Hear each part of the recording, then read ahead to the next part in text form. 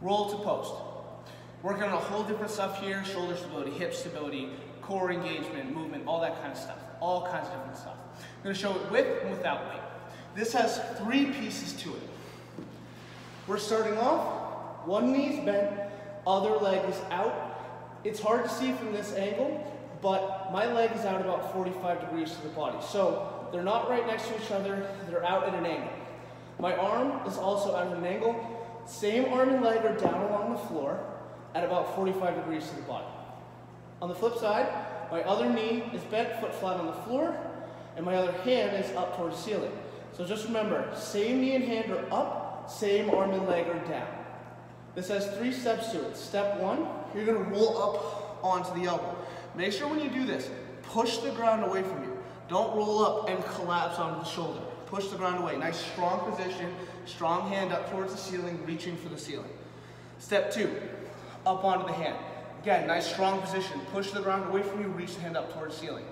Step 3, push through the hand, one foot and the other foot. All 3 limbs are touching the floor.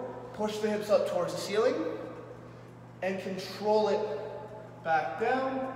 Slide the hand out and back down to that starting position. Now, what we're looking for here is that when I come to that end position where I'm pushing the hips up, you should be able to see that it's pretty much a straight line from one hand down to the other hand.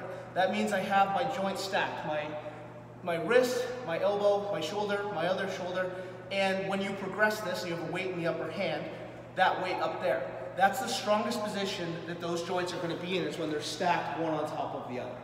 So now let's take a look at that with a weight. Make sure that when you use the weight, I'm going to show it facing this way and then I'll roll onto the other side so that you can see.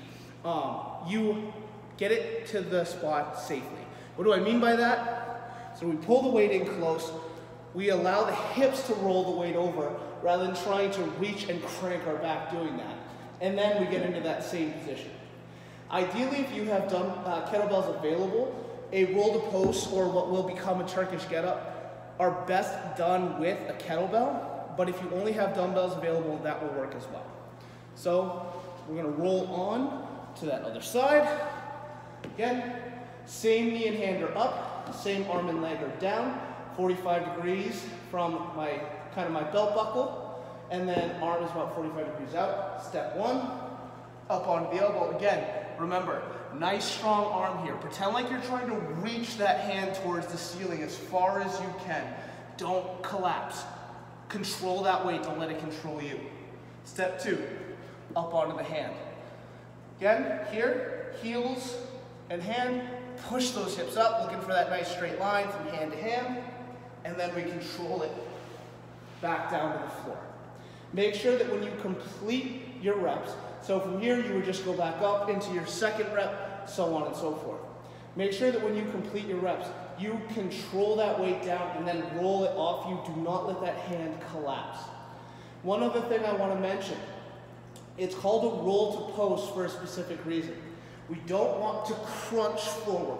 We're rolling at an angle. So I'm trying to bring this shoulder over this elbow, straight over, and then back down. So that is roll to post with and without a weight.